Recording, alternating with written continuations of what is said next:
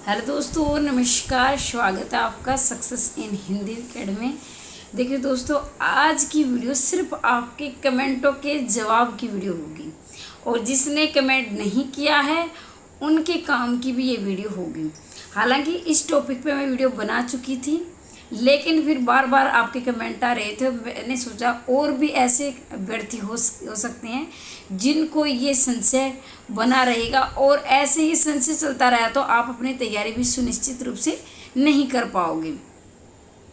तो सबसे पहले सबसे ज़्यादा जो कमेंट आ रहा था वो ये था कि मैम पीजीटी हिंदी या जो भी सब्जेक्ट है उसमें क्या सारा सब्जेक्ट आएगा, यानी जो आपका ऑब्जेक्टिव पेपर होगा, जो स्क्रीनिंग पेपर है आपका, तो उसमें आपका कहीं नहीं लिखा है कि आपके जैसे पिछली बार 20 नंबर के अन्य सब्जेक्ट आए थे आपके, इंग्लिश को छोड़कर बाकी सब्जेक्ट थे, लेकिन अब की बार आपका 100 का 100 नंबर का आपका सब्जेक्ट होगा, जिसमें से आपके पीजीटी में जो आपके एनसीईआरटी में जो विषय लगे हुए, एनसीईआरटी कहने का अभिप्राय ये है कि एनसीईआरटी की पीजीटी में 11वीं और 12वीं की पुस्तकों से ही पूछा जाएगा, चाहे आपका कोई भी सब्जेक्ट हो, यानी 11वीं 12वीं की जो एनसीईआरटी की पुस्तकें हैं वहीं से पूछा जाएगा।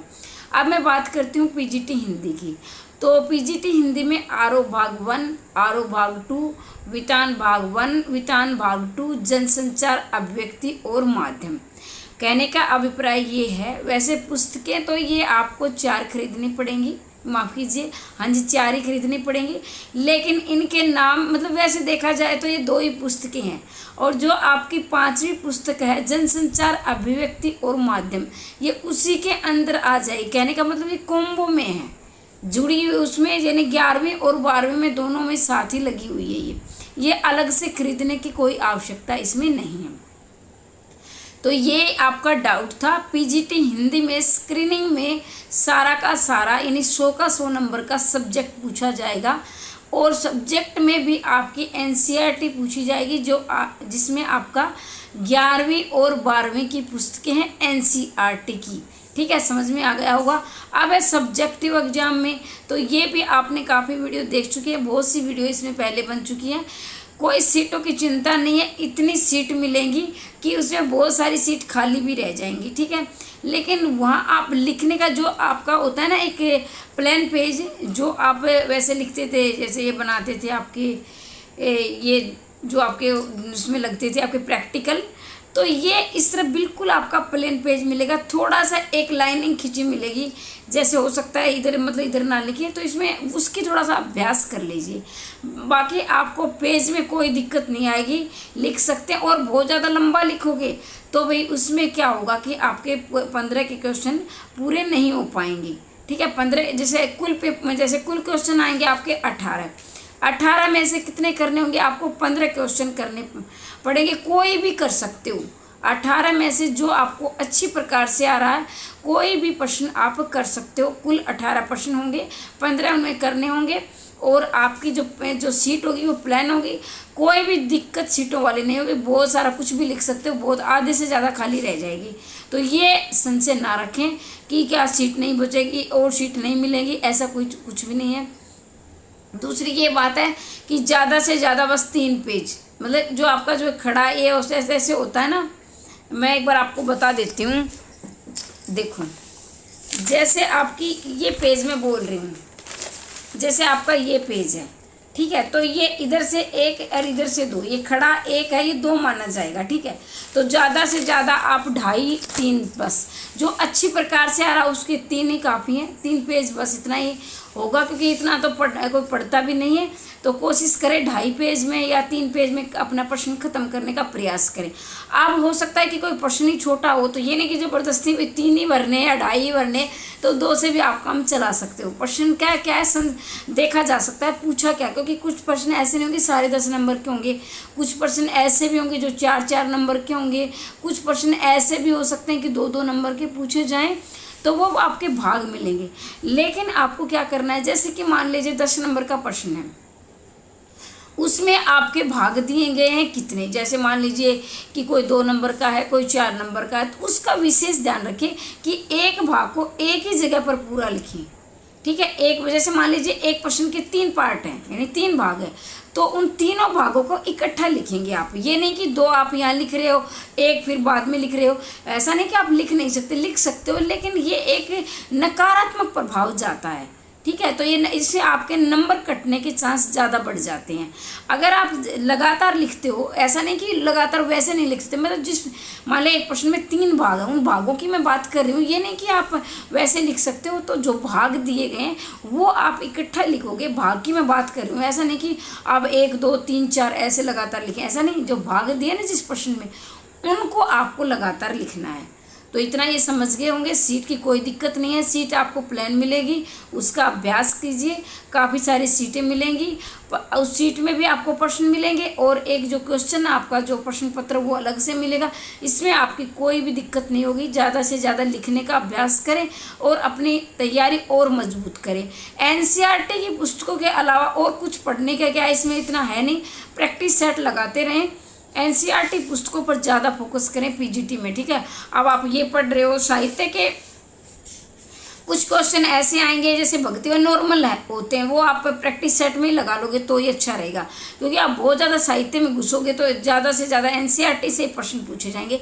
कम से कम ये मान के चलिए कि 100 में से आपके एनसीईआरटी के 60-70 तो आपके एनसीईआरटी से ही पूछ लिए जाएंगे। कुछ व्याकरण के क्वेश्चन भी होंगे, तो व्याकरण का भी अभ्यास करें। अब ये जो एक दूसरी बात ये थी कि जो मेरे जो नोट्स मैंने बनाए थे उसमें काफ़ी अभ्यर्थियों ने चेक भी किए थे। उसमें मैंने टीजीटी पीजीटी के हस्तलिखित नोट्स थे, यानी मैंने अपने हाथों से बनाए थे। तो कुछ अभ्यर्थियों के ये फोन मैसेज आ रहे थे कि मैम हमें हस्तलिखित नहीं चाहिए, हमें टाइपिंग वाले चाहिए। तो देखो आपने पहले क्यों नहीं बताया, क्योंकि बहुत सारे अभ्यर्थी, कम से कम 10 अभ्यर्थी ऐसे हैं जिन्होंने ये सोचकर मना कर दिया। फिर 1-2 का कमेंट बाद में आया कि मैम हमने इसलिए नहीं लिए क्योंकि आपने वो लिख रखे थे, और हमें सबकी क्या लिखाई भी अलग अलग होती है। मैं बिल्कुल बहुत अच्छा लिखती हूँ, लेकिन इतना ख़राब भी नहीं लिखती हूँ कि समझ में ना आए, लेकिन हो सकता है कि भी सबका अपना एक नज़रिया होता है, ठीक है। तो मैं ये कोई शिकायत नहीं कि आपके समझ में क्यों नहीं आए, तो ऐसा है कि मैं टाइपिंग करवा दूँगी, ठीक है। और नेट और हरियाणा असिस्टेंट प्रोफेसर के टाइप करवा रखी हैं। अगर किसी को नेट के चाहिए या फिर किसी को असिस्टेंट प्रोफेसर के चाहिए, वो ऑलरेडी टाइपिंग करवा रखे हैं। और टीजीटी पीजीटी वाले मैंने टाइप नहीं करवाए थे। तो अगर आपकी डिमांड है, अगर आप लेना चाहते हैं, ज़बरदस्ती किसी के साथ नहीं है, लेना चाहते हैं, अच्छे लगे तो मैं टाइप करवा दूँगी। 3-4 दिन में आपको टाइपिंग करे नोट्स नहीं मिलेंगे, मतलब ये लगे ज़्यादा से ज़्यादा 4 दिन लगेंगे। 4 दिन में मैं आपके पास टाइपिंग करवा के भेज दूंगी जिसको चाहिए, ठीक है। लेकिन मिलेगी आपको पीडीएफ, क्योंकि भाई देखो क्या है, दिन में 1-2 ही बिक पाते हैं, तो उनमें से मैं अब एक के पास ऑर्डर करके भेजूंगी तो वो मेरा टाइम बहुत ज़्यादा ख़राब हो जाता है। मान लीजिए 10-15 ऑर्डर आ रहे हैं तो मैं सोचूंगी चलो ऑनलाइन भी वैसे भेज देती हूँ हार्ड कॉपी। तो हार्ड कॉपी तो मैं माफ़ी चाहूँगी, हार्ड कॉपी अभी नहीं मिल पाएगी क्योंकि अभी मैं और कामों में व्यस्त हूँ। आपको पीडीएफ मिलेगी। पीडीएफ ये है मैं टाइप करवा दूंगी, लेकिन अभी तक ये रेट मेरा उतना ही है। टीजीटी पीजीटी का 999 रुपये है, और जो नेट और असिस्टेंट प्रोफेसर का 1499 है। और जैसे ही भर्ती आएगी या कोई और जैसे इमारत की एनवीएस की, तो भाई इनका चार्ज बढ़ जाएगा। 500 रुपये मैं बढ़ा दूंगी। जिसको लेने हैं अभी ले सकते हैं 4-5 दिन के अंदर अंदर, बाद में बहुत जल्दी भर्ती आने वाली है। और मैं एस्टेट वालों को खासकर ये बताना चाहूँगी, आपको पता है कि 7-8 दिसंबर को आपका पेपर है, लेकिन फिर भी आप अपनी तैयारी में इतने गंभीर मुझे नहीं दिखाई दे रहे। मैं ये नहीं कह रही कि आप मेरे साथ कनेक्ट नहीं है, इसलिए मैं ये कहना चाहूँगी कि आपके पास सिर्फ 2 महीने हैं। 2 महीने में आप अपनी तैयारी और मजबूत करें। 2 महीने आप कहोगे मैम 2.5 महीने हैं, देखो 10-15 दिवाली आ जाएगी, अब दिवाली में और त्यौहार आ जाएंगे, इधर उधर आना जाना हो जाता है, क्योंकि हमारे बच्चे भी हैं, परिवार भी, जो गृहिणी हैं या फिर जो ऐसे कोई जो भाई बंधु है, भाई वो भी अपने कोई प्राइवेट जॉब कर रहे हैं या कोई बिजनेस कर रहे हैं, सब अपने अपने काम पे लगे हुए हैं, घर का खर्चा भी चलाना होता है। तो मैं ये कह रही हूँ कि हम अपना 2 महीने मान के चलेंगे, क्योंकि बहुत सारे ऐसे अभ्यर्थी हैं जो मेरे नोट्स लिए ना, जैसे नेट वालों ने, उन्होंने ऐसे लिए कि उनके पेपर के 15 दिन थे, किसी के 20 दिन थे, किसी का महीना, और फिर ये क्योंकि मैडम की पीडीएफ से नहीं आया, हमारी तैयारी नहीं हुई। तो मैं इतना कहूँगी कि कम से कम हमको जो हम पे जिम्मेवारियाँ हैं परिवार की, बच्चों की, हम खुद भी पढ़ाई आगे करते रहते हैं, तो हमें अपने पाठ्यक्रम को पूरा मजबूत तरीके से कम 6 महीने चाहिए। और अभी आप देखो, अगर एस्टेट आने के बाद लोगे तो ये है कि आप अपनी तैयारी फिर मजबूत नहीं कर पाओगे, या आपका कुछ ना कुछ छूटता चला जाएगा। तो मैं यही कहती हूँ, अगर आप अपनी तैयारी मेरे साथ करना चाहते हो और अपनी तैयारी के प्रति गंभीर हो तो अभी ऑर्डर कर दो। और अभी क्या है, रिवीजन के लिए फिर आपके पास टाइम बच जाएगा। कुछ तो आपकी तैयारी होगी 30-40%, तो रिवीजन का आपके पास समय बच जाएगा। तो आप लें तो अब भी ले लें, क्योंकि हरियाणा के पेपर आपको पता है, जब तक कि फॉर्म नहीं भरे जाए तो 2-3 साल लग जाते हैं। जब फॉर्म आ जाते हैं तो 1 महीना तैयारी का नहीं मिल पाता हमें। तो जो भी चाहे वो देखो, एस्टेट के बाद आपकी टीजीटी की भर्ती आएंगी, ये सबसे बड़ा सवाल रहता है आपका। एस्टेट के बाद टीजीटी की भर्ती आएगी, और टीजीटी में मेरे नोट्स से मैं ये कहती हूँ, जैसे EMRS NVS का तो मैं 100% गारंटी ले रही हूँ, क्योंकि उसमें क्या है, NCERT नहीं पूछा जाता है। उसमें मेरे जो नोट्स हैं, मैं 100% मैं ये कहती हूँ कि कम से कम मैं ये बिल्कुल दावे के साथ कह सकती हूँ, जो मैंने मेहनत की है ना उन नोट्सों के पीछे। शायद भी देखो, जब हम मेहनत नहीं करते ना, किसी और के नोट्स लेते तो हमें नहीं पता अगले की उसके पीछे कितनी मेहनत है। मेरे 6 महीने लग गए थे मुझे उनको लिखने में। अभी मैं आपसे कम मिल पाती, जैसे मैं कई बार 2-3 दिन वीडियो नहीं डालती थी, मेरे पास कमेंट आते थे जो अभ्यर्थी जो शुरू से मेरे साथ जुड़े हुए, मैम आपकी वीडियो नहीं आ रही, हमें तैयारी करनी है। तो मैं उस समय नोट्स लिख रही थी, तो मुझे 6 महीने लग गए थे उनको लिखने में।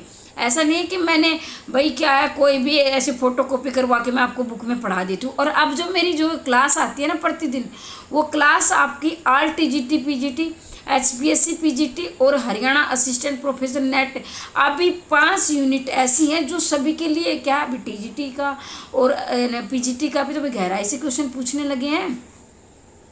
तो जो 5 यूनिट है वही अलग है नेट और असिस्टेंट प्रोफेसर में, 5 के बाद अलग हो। बाकी की जो पहली 5 है ना, वो सबके लिए जो कॉमन है। तो अभी जो मेरी क्लास चली हुई है, कॉमन चली हुई है, वो आप एस्टेट की भी तैयारी कर सकते हैं, TGT की भी कर सकते हैं, PGT भी कर सकते हैं, नेट की भी और असिस्टेंट प्रोफेसर की भी। तो पहली 5 यूनिट अपनी सामान्य है, कोई भी आपके हर जगह काम आएंगी। लेकिन जो लास्ट की 5 यूनिट बचती हैं, जैसे कहानी है, नाटक है, उपन्यास है, निबंध, तो वो अलग है, ठीक है। तो वो अलग है, उनकी आपको अलग से तैयारी करनी पड़ेगी। मैंने नेट और असिस्टेंट प्रोफेसर की भी 5 कहानियाँ डाल दी है, और हमारे जो सिलेबस में है 21 कहानियाँ हैं, वो भी मैं जल्दी ही करवाऊँगी। और मैं अभी आपके लिए और भी बदलाव लेकर आ रही हूँ, ताकि आपको ज़्यादा से ज़्यादा फ़ायदा मिल सके। क्योंकि आप मेरे पे विश्वास कर रहे हो, मेरे पे जुड़ रहे हो, तो मेरा भी तो एक कर्तव्य बनता है कि मैं आपके विश्वास पर कायम रहूं, और ज़्यादा से ज़्यादा आपको सुविधाएं मिलें, आपकी तैयारी और मजबूत बने। तो मैं यही कह रही हूँ। और बाकी जो एस्टेट वाले अभ्यर्थी वो पूछते हैं कि मैम आपकी PDF से हमारा टेस्ट हो जाएगा क्या। देखो भाई, ध्यान से सुनो, KVS है और एस्टेट है, वो एक ऐसा पाठ्यक्रम है जिसमें आपको NCERT भी पढ़नी पड़ेगी। जैसे आप TGT की तैयारी कर रहे हो, TGT हिंदी की, तो उसमें क्या होगा, आपका बसंत बाग 1, बसंत बाग 2, बसंत बाग 3, ये NCERT की 3 पुस्तकें आपको पढ़नी पड़ेगी। PGT की तैयारी कर रहे हो, आरो भाग 1, आरो भाग 2, 11वीं-12वीं की, वितान भाग 1, वितान भाग 2, जनसंचार, अभिव्यक्ति और माध्यम, तो ये पुस्तकें भी आपको पढ़नी पड़ेंगी, ठीक है। एस्टेट की बता रही हूँ। अब क्या है, मैंने उनके नोट्स इसलिए नहीं बनाए भाई, देखो वो जो मूल पुस्तकें हैं, जो NCERT, मैं उनको लिख देती, कोई बद्दी, मेरा तो 2 महीने और लग जाते, मैं लिख देती।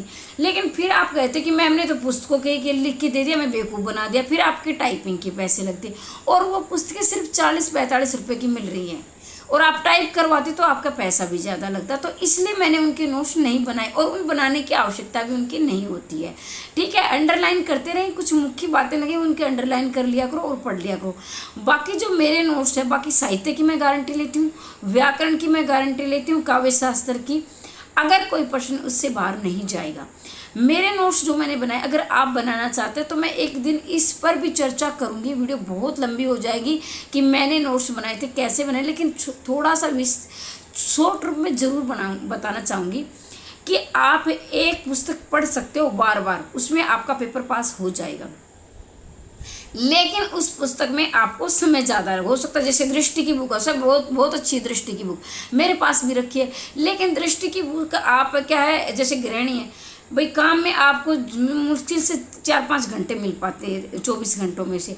उसमें आप दृष्टि की बुक पढ़ तो लोगे, लेकिन रिवीजन का समय तो नहीं बचेगा। और रिवीजन नहीं करोगे तो आपको आगे आगे पढ़ते रहना, पीछे पीछे साफ होता रहेगा।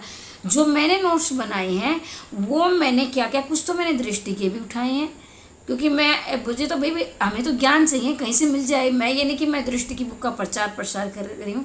सरस्वती जो गोविंद पांडे की, वो भी मैंने लिए, उपकार का भी सहारा लिया है मैंने तो, और मैंने आचार्य रामचंद्र शुक्ल का जो इतिहास है उसका भी सहारा लिया। तो मैंने 4 पुस्तकों से मिलकर ये आपके सामने नोट्स बनाए हैं। और एक तरह से देखा जाए तो ये मैंने मलाई वाले नोट्स बनाए हैं। मतलब कि मलाई वाले इसलिए कह रही हूँ कि जो मुख्य मुख्य बातें होती हैं जो बार बार पूछी जाती है। आप देखो, आप इतना पढ़ रहे हो, दृष्टि की बुक में इतना है, इतना आप पढ़ रहे हो। अब मैंने टीजीटी में क्या किया है, टीजीटी पीजीटी में इतना, और जो बना इतना सिलेबस को जो बार बार मैंने उसको सिलेक्ट किया, भाई मैंने प्रीवियस ईयर पेपरों का अध्ययन किया तो मैंने उसको इतना कर दिया है, इतना कर दिया है। इसलिए बोली कि 100 में से 80 क्वेश्चन में देखो सिलेक्शन, चाहे कोई भी कैटेगरी हो, अगर आप 100 में से 80 क्वेश्चन ले रहे हो ना, तो मैं गारंटी लेती हूँ कि आपका सिलेक्शन हो जाएगा। ठीक है, और ये इसलिए तो मैंने इतने बनाए उनको, जो प्रश्न बार बार आए, जो विजुअल की बातें। देखो, हर पुस्तक ऐसा नहीं होता कि सारी बातें छोड़ने की होती है, कोई पुस्तक ऐसी नहीं होती जिसमें सारी बातें पढ़ने की होती है, लेकिन ये एक्सपीरियंस, ये अनुभव भी होना चाहिए हमें कौन सी बात छोड़नी है, कौन सी पढ़नी है। तो उसी दृष्टि को मद्देनजर रखते हुए प्रीवियस ईयर पेपरों के आधार पर मैंने नोट्स बनाए हैं। और ये नोट्स मैं गारंटी के साथ कहती हूँ कि आपके लिए रामबाण साबित होंगी। और मैं बार बार यूँ दबाव दे रही हूँ कि मैंने अपना एक पाठ्यक्रम, आपका जो सिलेबस है उसको आगे रखा, और फिर उसी के अकॉर्डिंग सीक्वेंस से मैंने नोट्स बनाए हैं। तो मैं ईएमआरएस एनवीएस की मैं 100% गारंटी लेती हूँ, डीएसएसबी की। लेकिन जो आपका एस्टेट होगा, अगर आपने एनसीईआरटी की तैयारी कर रखी है तो जो साहित्य और व्याकरण काव्य शास्त्र के उससे बाहर नहीं जाएगा। ठीक है, अब मैं टाइप करवा दूंगी, जिसको चाहिए तो टाइपिंग करवा दूंगी। हो सकता है अभी लिखाई समझ में ना आए तो मैं समझ सकती हूँ आपकी समस्या। मैं ये नहीं कि मैं इतना अच्छा लिखती हूँ सबको समझ में आ जाता है, लेकिन मैंने भाई मेरे पास क्या है दबाव, आपको पता है कि मेरे पास 2-2.5-3 साल का बच्चा छोटा है, मुझे घर भी संभालना होता है, मुझे खुद की तैयारी भी करनी होती है। अब आप कहोगे मैं किस लिए बोल रही हूँ, देखो भाई मैं टीजीटी में इसलिए निकाल दी गई थी, मेरा कॉम्बिनेशन नहीं था। उस कॉम्बिनेशन निकालने के बाद मेरे पास इलेक्टिव हिंदी नहीं है, तो फिर मैंने दोबारा उसका, मैं बिल्कुल मतलब परेशान हो गई थी। इतना अंदर से इंसान टूट जाता है कि यहाँ तक का सफ़र करे और फिर आपको कॉम्बिनेशन की वजह से बाहर निकाल दिया जाए कि आपके पास ये सब्जेक्ट नहीं है, ये नहीं होने चाहिए। फिर मैंने उसकी तरफ पीछे मुड़कर नहीं देखा। फिर क्या है, अभी क्या है, पीजीटी में मेरा 2016 की जो भर्ती 2016-17 की, उसमें मैं 1 नंबर से रह गया। फिर क्या, फिर मेरा मन टूटा फिर से। लेकिन मेरा जो एक्सपीरियंस है, जो मैं बता रही हूँ कि टीजीटी से लेकर असिस्टेंट प्रोफेसर तक मैंने 15 टेस्ट क्वालिफाइड कर रखे हैं टीचिंग लाइन के। और अगर आपका ऐसा ही साथ रहा तो मैं, देखो मैं ये नहीं कहती किसी को गवर्नमेंट जॉब नहीं चाहिए, लेकिन अपना आप एक नज़रिया रहता है। अगर आप दिन रात गवर्नमेंट जॉब पर हावी रहोगे, भाई मैंने कहती आप तैयारी मत करो, जुनून से तैयारी करें, लेकिन इतना ज़रूर करें कि जो आप खाना खा रहे हो ना, तो आपको ये लगे शाम को आप डिप्रेशन में जाइए, प्रश्न आएगा नहीं आएगा, पेपर हुआ, ये जब सोचने बैठे ना, आपको पास इतना समय नहीं होना चाहिए कि आपके पास डिप्रेशन आ जाए। ज़्यादातर जो मैंने केस देखे हैं ना डिप्रेशन वाले, पता है क्या होते हैं, जो फ्री रहते हैं। अपने आप को व्यस्त रखोगे ना, डिप्रेशन आपके पास नहीं आएगा। मेरा जो चिंता होती है, जिस दिन मेरा बच्चा बीमार होता है ना, उसी दिन मुझे डिप्रेशन आता है। बाकी मैं कितनी बार हार जाऊँ, मेरे पास डिप्रेशन नहीं आता है। क्यों नहीं आता है? क्योंकि मैं अपने आप को बिजी रखती हूँ। अभी मैंने जब ये पेपर हुआ, मैं रह गई थी पीजीटी में, तो मैंने अपने आप में नोट्स बना दिए, जो काफ़ी अभ्यर्थी ले चुके हैं और भी आगे लेंगे, जिसको चाहिए ले लेना। अभी भी मैं क्योंकि काम करने से पहले कि मैम आप तो ये कह रही थी, जल्दी मैं आपको कुछ और भी नया बदलाव सुनाने वाली हूँ, और मैं चाहती हूँ कि आपका चयन भी इसी साल हो जाए। तो जल्दी और भी आपको मैं खुशखबरी दूंगी, कुछ नया, आपको हर दिन कुछ नया देखने को मिलेगा। प्रयास हमारा, जैसे मेरे पास बहुत कमेंट आते थे कि मैम आपकी पेड क्लास भी है, तो मैंने अपना इतना बदलाव जरूर किया, आपको PDF दे दूँगी पढ़ने के लिए। तो मैंने ये बदलाव किया है इस चैनल पर। बाकी फ्री क्लास आप मिलती रहेगी। अब ये मत कहना कि मैम आप तो पैसे कमा रही हो। देखो भाई, पैसे की ज़रूरत किसको नहीं होती। हाँ, ये लूट खसुट वाला मामला मेरे पास नहीं है कि मैं इसके पैसे ले रही हूँ, उसके पैसे ले रही, ऐसा नहीं है भाई। क्या हमें भूख भी लगती है, खाने को कोई खाना पैसे का आता है, पहनने के लिए कपड़ा चाहिए वो पैसे का आता है, बुक्स लाती हूँ तो उसके लिए पैसा चाहिए, पेज लेकर आती हूँ, पेन लेकर आती हूँ, अब क्या वाईफाई का जो खर्चा आता है उसके लिए तो इतना तो चाहिए ना। हाँ, ये नहीं है कि कोई बंदा मेरा जो नोट्स लेगा वो मुझे गाली देगा, इतना ज़रूर है। हाँ, अगर बाई चांस उसने अभी आपका पेपर आ गया और आपने लिए 1 महीने पहले, तो फिर आपकी कमी है ना, आपने तैयारी या अब समय नहीं दिया। मेरा ये मानना है कि कोई भी इंसान कमज़ोर नहीं होता, कोई ज़्यादा इंटेलिजेंट जो जितना समय देता है ना, अब मैं भी इतना समय नहीं दे पाती हूँ, जो जितना समय देता हूँ वो उसकी चीज़ हो जाती है। ठीक है, तो अभी से जिसको लेना अभी से ले लो। इमारस एनवेस की बहुत बड़ी भर्ती आएगी, आपके कुछ भी पढ़ने की इधर उधर घूमने की ज़रूरत नहीं है। आपको सिर्फ और सिर्फ मेरे नोट्स पढ़े, इसके अलावा प्रैक्टिस सेट लगाए। ठीक है, और कोई पुस्तक पढ़ने की ज़रूरत नहीं है। टीजीटी पीजीटी की मैं गारंटी लेती हूँ, सिर्फ आप प्रैक्टिस सेट लगाएं कि आपकी तैयारी कितनी हो चुकी है। बाकी कोई भी पुस्तक पढ़ने की आवश्यकता नहीं है, इसलिए गारंटी क्योंकि मैंने उनमें मेहनत कर रखी है। ठीक है, और ये मेहनत आपको दिखे भी कि जब जल्दी हमारे जो अभ्यर्थी हैं जिन्होंने नोट्स लिए उनसे पूछ लेना भाई, आप वो जल्दी मुझे सूचना देंगे कि मैम आपके नोट्स पढ़कर मेरा सिलेक्शन हो गया। और रही बात नेट और असिस्टेंट प्रोफेसर की, सिर्फ इसमें ऑब्जेक्टिव सब्जेक्टिव दोनों पेपरों के 1499 रुपये की। आपने देखा होगा 9 10 मैंने एक चैनल देखा तो उसमें 15,000 के दे रहे हैं भाई। अब मान लीजिए अभी आप कहोगे मैम वो क्लास देते हैं, तो मेरा ये मानना है आप नेट निकाल अपने पेपर तो कोई तो जरूर निकाला होगा, चाहे आपने एस्टेट सीटेट नेट जो भी या यहाँ तक की पढ़ाई की है, तो आपको इतना पढ़ने की मतलब इतनी क्लास की ज़रूरत नहीं होती, आप निकाल जाओगे। आपको क्या आपको तो भाई क्या डाटा चाहिए ना, आपको तो सिलेबस पाठ्यक्रम चाहिए भाई, ये इसमें से आएगा तो उसको आप पढ़ लो। अब तक भी तो आप तैयारी कर रहे हो ना, तो मैं यही कहूँगी अगर आपको लेने हैं तो 4 दिन में मैं टाइपिंग करवा दूंगी। नेट और असिस्टेंट प्रोफेसर के बिल्कुल तैयार है, उनकी टाइपिंग की करवा रखी है, वो आप ले सकते हैं ऑब्जेक्टिव सब्जेक्टिव दोनों के लिए। और नेट ये नहीं कि 4 प्रोसेस होंगी, जैसे आपका नेट भी निकल सकता है, जिसका नेट नहीं ऑब्जेक्टिव पेपर भी निकल सकता है, सब्जेक्टिव भी, इंटरव्यू भी, कोई प्रोसेस के लिए उसके बाद कोई अन्यथा कुछ पढ़ने की ज़रूरत नहीं है। मेरे नोट्स लेने के बाद सिर्फ आपको प्रैक्टिस सेट लगाने हैं, जो वो कहीं से भी लगाओ, मैं करवा रही हूँ वहाँ से लगा लो और कहीं लगा लो, आपकी मर्जी है। तो वो बाकी टीजीटी पीजीटी के मैं टाइप करवा दूँगी 3-4 दिन में, और वीडियो बहुत लंबी हो जाएगी क्योंकि मैं ये बात बार बार बोल रही हूँ तो थोड़ा सा अच्छा नहीं लग रहा, क्योंकि बाद में जो देखेंगे तो उनको दिक्कत हो जाती है, भाई ये मैम क्या बार बार मैं एक ही चीज़ बोल रही है। तो कोई भी संशय कमेंट बॉक्स में अवश्य लिखें। और आज के लिए इतना ही। मैं चाहती हूँ कि आप जल्दी से मुझे सूचना सुनाएं कि मेरा चयन हो गया। मैम बड़ी खुशी होती है जब जो हमारे जो जुड़े हुए हैं, और मैं आपको सिर्फ सब्सक्राइब नहीं मानती हूँ, आप मेरे परिवार के सदस्य। जब आपको समस्या आती है ना तो वो समाधान करना मेरा कर्तव्य बनता है। आपने कईयों ने मुझे बताया नहीं कि मैम ये लिखाई वाली समस्या, अभी आपकी समस्या भी मैं दूर कर दूँगी 3-4 दिन के अंदर। तो यही है, हमेशा हंसते रहिए, मुस्कुराते रहिए, दिन दोगुनी रात चौगुनी उन्नति करते रहिए। मिलते हैं अगली वीडियो में, तब तक के लिए जय हिंद जय भारत।